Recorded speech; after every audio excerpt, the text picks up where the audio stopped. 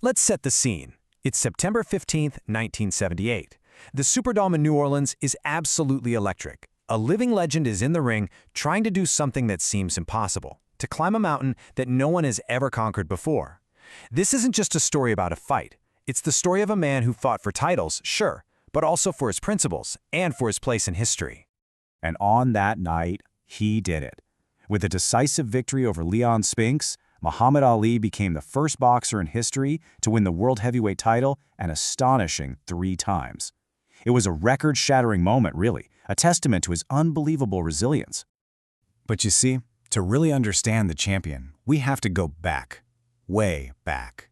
Back to a different name, a totally different time, into a single moment that would change a young boy's life forever.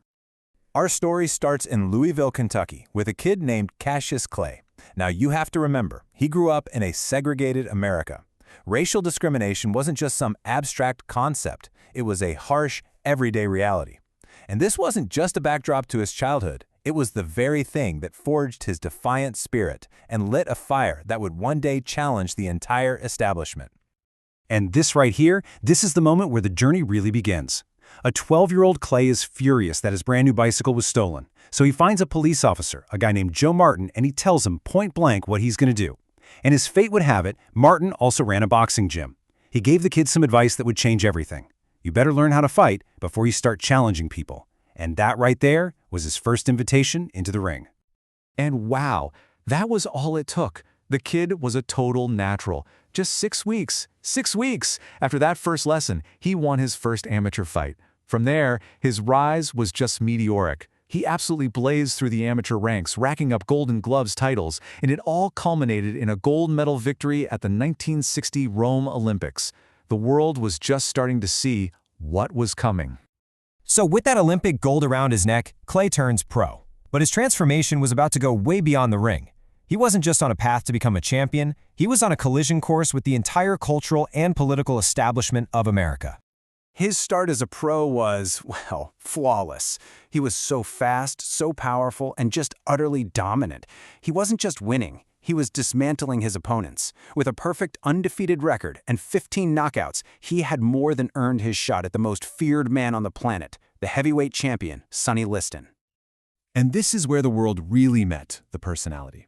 Before the fight, Clay was this whirlwind of poetry and predictions. It wasn't just empty bragging, this was psychological warfare. See, he understood that Sonny Liston's power came from his intimidating aura. So by relentlessly taunting him, calling him a big ugly bear, he just chipped away at that aura, getting under his skin in a way nobody had ever dared to before. It was a brilliant strategy to win the fight before the first bell even rang. And then came the shocker, the underdog.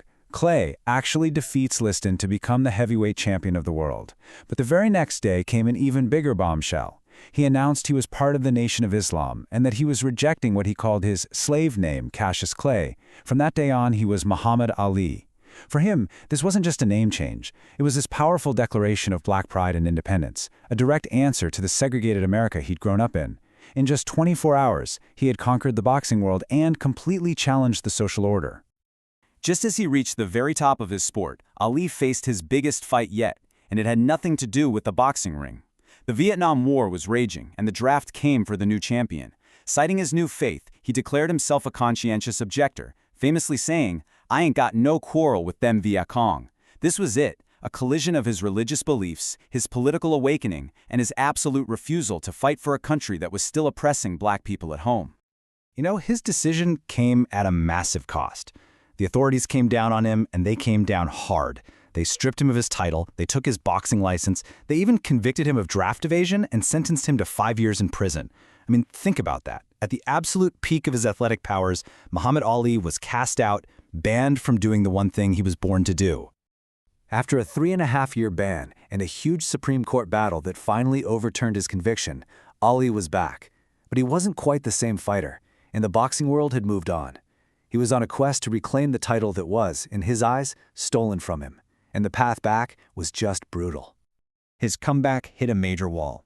In 1971, he faced the new champion, the relentless Joe Frazier, in what everyone was calling the fight of the century. After 15 grueling rounds, Frazier knocked Ali down and won the decision. It was Ali's first ever professional loss. The invincible aura, it was gone. So, by 1974, the man to beat was George Foreman. This guy was an undefeated wrecking machine who had absolutely destroyed Joe Frazier. When Ali signed to fight him in Zaire, pretty much everyone thought he was crazy. Ali was 32, seen as past his prime, and he was facing a younger, stronger, more powerful champion. Almost no one gave him a chance. But this is where he showed his genius. In the Rumble in the Jungle, Ali unveiled this secret strategy, the famous rope-a-dope. He just let the fearsome Foreman punch himself into total exhaustion. Then, in the 8th round, as a weary Foreman stumbled forward, Ali unleashed this stunning combination, knocked him out, and reclaimed the heavyweight title. It was an impossible, absolutely brilliant victory. So, having reclaimed his throne, Ali now enters the final, legendary chapter of his career. And this brings us right back to where we started, that incredible quest for an unprecedented 3rd title. The road there wasn't smooth at all. After that legendary Thrilla in Manila victory over Frazier, a somewhat complacent Ali lost his title in a shocking upset to the young Leon Spinks. But just 7 months later, a focused and determined Ali completely outboxed Spinks in the rematch, making history as the first and only 3-time heavyweight champion. After retiring from boxing, you could argue that Ali's greatest work was still ahead of him. He transcended sports to become one of the most recognized and beloved figures on the entire planet. His fight was no longer for titles, it was for humanity. He traveled the world on goodwill missions. In a truly remarkable act of diplomacy, he flew to Iraq in 1990 and personally negotiated the release of 15 American hostages with Saddam Hussein. And then in 1996, in an unforgettable, deeply poignant moment, we all watched him light the Olympic flame in Atlanta, his hands trembling but his spirit completely unbroken. His final fight was his longest and most public one. For over 3 decades, he battled Parkinson syndrome, a cruel consequence of the thousands of punches he took in the ring.